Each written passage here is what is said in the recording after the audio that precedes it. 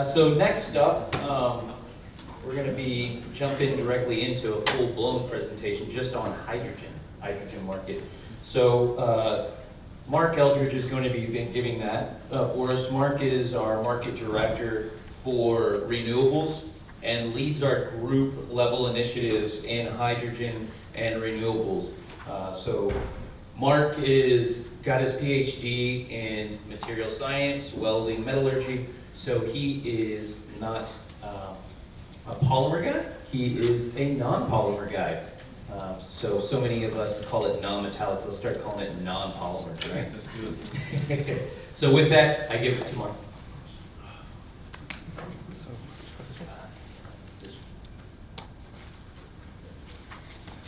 Okay, good afternoon everybody. As Neil has eloquently put, I'm a metallurgist by background. Mark Eldridge, Market Director for Renewables and Hydrogen for the Element Group. I wanted to give you a slightly different perspective this afternoon, really about more of a sort of context of a lot of things we do, because I think context is really important, be it metallics, non-metallics.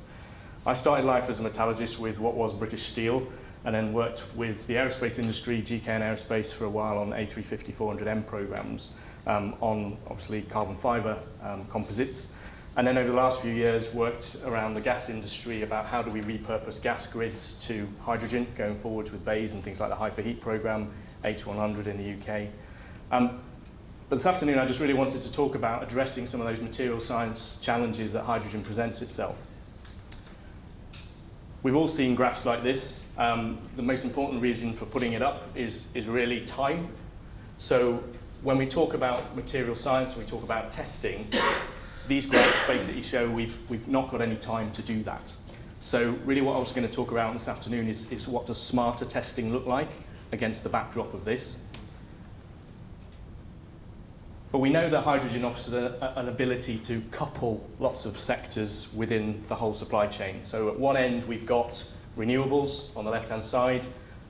We potentially use technology for producing our hydrogen all the way through to our end uses at the other side.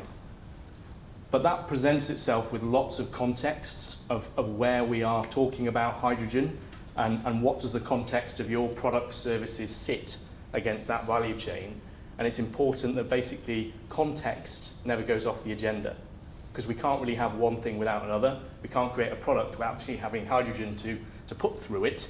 How do we create the hydrogen? How do we create the demand, etc., etc.? So what I'm going to talk to you about this afternoon, a bit of a whistle-stop tour really, is just to break open this idea of what is a test. So if we talk about conventionally, it's about reliability of something, especially before it's taken into widespread use.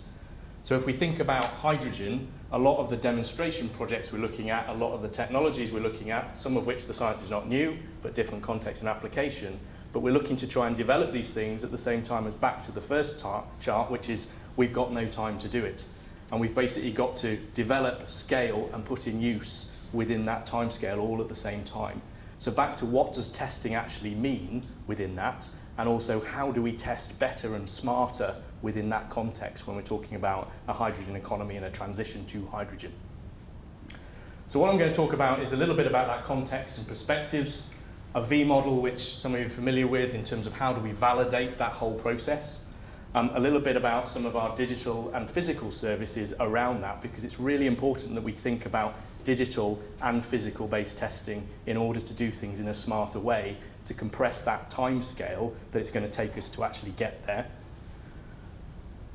And then really some concluding remarks and obviously questions at the end as we go. But I'd like you to just take really from today and this afternoon into the presentations and the conference tomorrow, really with that takeaway of what does smarter testing look like within the context of the energy transition about your products and services that you're looking at when it comes to looking at hydrogen.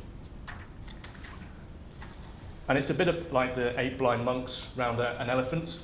Everybody's got a different view of that perspective depending on where you sit, where your products sit, okay? So it's really important that we contextualize when we're talking about hydrogen, where are we? So we need to look at the whole system. So are we at a resource level? Are we at a production level? And that might be blue, it might be green hydrogen, it might be looking at CCUS, it's like where do we get the water from, etc., etc. equally the storage and transportation side of things, and then really end use and utilization.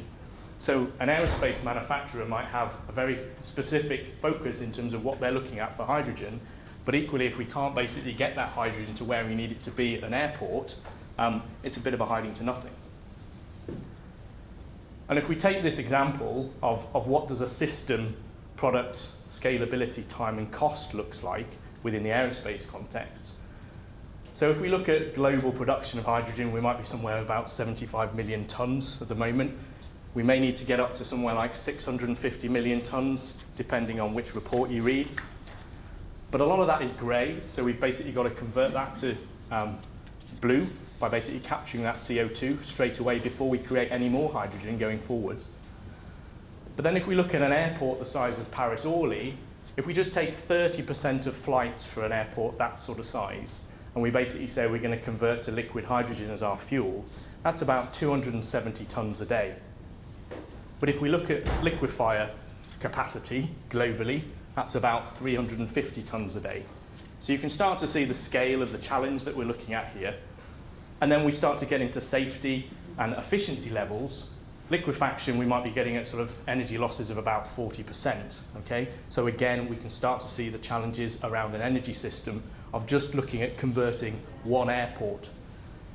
Then if we look at the methodology from, say, electrolysis, and if we look at that in a sort of solar context of where does that energy come from, we're looking at about 40 plus square kilometres of solar panels to create enough electricity in order to create that hydrogen. Then we get into electrolyser plants and production. So all I'm saying is back to this context of looking at a system at a product level, the two are interchangeable, and we've got to look at the system, we've got to look at products, when especially looking at a transition. And that's really about adding pieces of a puzzle, not necessarily whole pieces of testing. So where is the problem? And really what smarter testing means for me is how can we support you as a company to basically put different pieces of the jigsaw into whatever your problem is that you're wrestling with, be it a conceptual problem, be it a systems-based problem, or it's actually physically based on a product that you're wrestling with. And obviously, eloquently, Glyn and Barry have gone through some of that key expertise around sort of non-metallics earlier, but it's a case of looking at those pieces of the puzzle to fill those in. And how do we do that? We look at a validation model. So we might start on the left-hand side with, well, actually, we're not clear what we want to do. We know hydrogen is going to figure strongly in our energy transition, but where do we start? And that might be really about coming up with a problem statement before we even get to a testing strategy, before we even know what we want to design. Once we've actually know what we want to design, we can then get into what is it you want to test. And then we get into some more of that core material science of why do you want to do that in the most effective way. But if we simulate that and start to create models around that we then go through the V model, one, you can cut down the amount of physical testing you do on one side, and then basically you go through an iterative process. And back to the first slide, that takes less time and less cost and allows us to hopefully get to where we need to be in a much more efficient way, which for me is largely what smarter testing means. So I started life as a metallurgist, so I'll start with a metallic pipe and then we'll move on to the non-metallic pipes in a minute. But welds, fitting, jointing, coating, seals, but equally in terms of the non-metallic pipes, as we've already talked about, in terms of what are the issues from a technical perspective within those. And then if we're talking about blue hydrogen, we mustn't forget the infrastructure that then naturally offshoots that in terms of CO2, carbon capture and storage. And again, we've got to think about the whole system of how that comes together to allow us to get our hydrogen from A to B and also where our products sit within that jigsaw puzzle. And then as we've already heard, it's not just about 100% hydrogen, it can be about hydrogen blends. Equally, if we're passing gas through a pipe system at 3 times the speed based on the physical properties of hydrogen, we start to have issues around impurities in the gas. We start to have issues about sound and noise, things like metering, jointing, coupling, permeation, etc. All of these things come to the fore. We've also mentioned about cryogenics, about looking at temperatures and pressures, all of which impact basically that context of what we're talking about when it comes to hydrogen within infrastructures around energy. So for a long time, as Neil mentioned at the beginning in terms of the opening address, we've had a long experience in terms of the physical side of testing. looking at things of fracture mechanics and ECA, fracture mechanics, engineering critical assessments. But what does that look like within a hydrogen environment? But as we all know, it's not metallics and non-metallics. They all come together as one system, essentially. What do the coatings need to look like that basically sit potentially on a metallic pipe? What do the coatings need to look like that maybe sit between a metallic pipe and a composite pipe? All are interesting things when we basically start to look at what are those effects. And at the same time, it might be polymers, it might be carbon fibre composites, but there's a whole range of things. And the aerospace industry is looking at their tanks. What do engines look like? What do compressors look like? What do turbines look like? Again, it's all closely related to an interrelated system. And we know from a metallics point of view, things like ductility, fracture, fatigue are really important. Glyn's already talked to about diffusivity, solubility, etc. But again, all of these factors are really key when it comes to what is the impact on hydrogen on the materials that sit within these infrastructures. And we're basically going from looking at testing H2S in the oil and gas industry to essentially testing, as Barry's already talked about, so bolted compact tensiles, looking at basically testing in hydrogen environments, both metallic and non-metallic, in terms of temperatures and pressures in a vessel, and looking at what the effects are when we hold hydrogen for long periods of time in these contexts and what happens. 2, looking at cryogenic temperatures in European labs. We basically test in Milan with liquid helium down to sort of minus 260, but equally we've just purchased, as Neil said, NTS in the States that's got capacity up to about 2,000 gallons of liquid hydrogen that we can start to look at around a space facility. So it's really taking the learnings from industry that already operate in terms of cryogenics and hydrogen, and how can we apply that to the testing that we need from a material science perspective within that context. 2, non-metallic effects. Glyn's already mentioned in terms of looking at thermoplastics, what's the effect of hydrogen versus when we look at methane. 2, rapid gas decompression with hydrogen. Again, where does that sit in the context of that system in terms of the energy transition? This is an example from NTS in the States, but just to give you a feel for the scale of this is 700 gallons per minute of liquid hydrogen, liquid nitrogen, liquid oxygen type facility, which is looking at fluid tests for the space industry. But straight away you can start looking at thermal shock effects in terms of what's going on with those energy transitions, depending on what your products and services need to be tested against, and reverse engineering from the space industry back to what is that context within the energy transition, be it as a gas distribution system, be it is it in a fuel cell, or is it for an aircraft fuel tank, or is it some form of the production at the front end, again that whole life cycle of hydrogen. Simon, after me, will touch on some of our digital experience within the business. So if you can imagine it, we can essentially model it.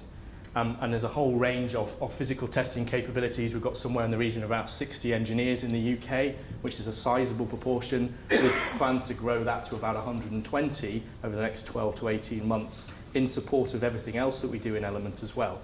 So that can be looking at the production side of things, transport and storage, so things like plume dispersion, and what happens when we get a leak. When does deflagration, detonation become a challenge? What are the safety systems that we need to put around that when we know basically hydrogen permeates and leaks? The gas system is a bit of a Swiss cheese. If we put hydrogen through it, it basically leaks even more. What happens to that hydrogen? Where does it go? What's the safety systems we need to put around that? 2, what's a fuel cell with hydrogen? What are the key issues with that? What are the materials challenges within that? And we can start with digital twins of that context, but we can take that digital twin context around a metallics, non-metallics perspective. So here's an example of a fuel cell, and really just looking about where the hydrogen goes within the fuel cell and how can we optimize that. And this is some work we've done for various manufacturers of how can they optimize their fuel cell in terms of modeling it in this particular way with physics-based models, FMEA, computational fluid dynamics, etc. 2, here we are in London. What does the fuel tank look like on a fuel cell bus? There's lots of context in terms of the pressures, the rigours of that bus rolling up and down in terms of the road. Again, we can model that, and basically the client can optimize what their particular situation is. Simon will come on to talk about this in a little bit more, but what happens when we put liquid hydrogen in a fuel tank and we get boil-off pressures, and it has all sorts of challenges in terms of, from a safety perspective, in terms of that design.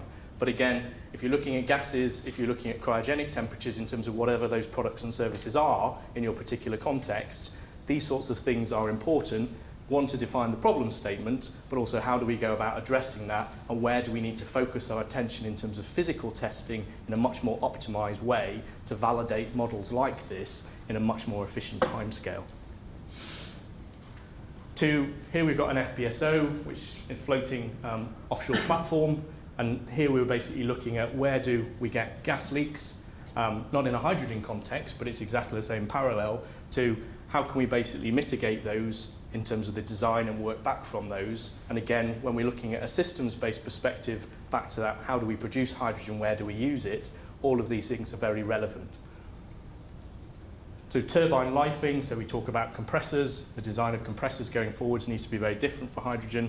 Likewise, in terms of turbines and aircraft engines, etc., what's the effect of hydrogen on those materials within those, both non-metallics and metallics, is all very relevant.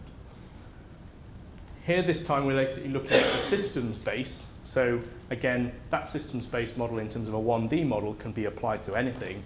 But here we're looking at what are the individual components in an aircraft engine, then going basically on subsystem modelling, and then basically the full engine modelling. And this is looking at air, oil, fuel systems. So when we're looking at multiple materials all being put together, whatever those contexts are, and how does that system operate, it's one thing to look at how the material behaves specifically, but then modelling the system of how does that behave when we're basically putting gas into it in whatever that context is, or it might be just how we put it into the system in the first instance.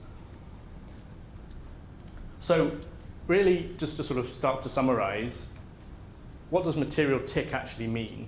And back to the first slide, when you've got no time, you've got to achieve all of these things in terms of validation, evidence-based cases around how do these materials behave within a new context around, say, hydrogen, within the energy transition. And we've got to do all of that at the same time. We've got to create our systems and our material models. At the same time, we've got to think about scaling and then basically put these things into place so they can actually achieve what we need to do in terms of a very, very tight net zero timescale. And it's really starting to look at where we are in a physical world, but combining that with a digital world. So we basically start to offer you as an industry materials knowledge and those pieces of the jigsaw, as opposed to bespoke testing programs, which is a sort of end point after you've really thought about it. For me, it's really how can we help you think about that to optimize things in a much, much more efficient way. So it's really looking about the whole system. It's really about going through what are the pieces of the puzzle we can help you with at whatever stage that is. And it's really going around that V model to say, right, let's establish where we are with this and iteratively go around that so you can basically maximize your performance in a much shorter time scale. So thank you for listening. Hopefully that's useful against today in a slightly different context and some of the material science we've been talking about. But please take some of those thoughts and really take them through the conference over the next day or so and really just come back to what does it mean against my product, my material, but in the context of that system of how we can optimize that. Thank you very much.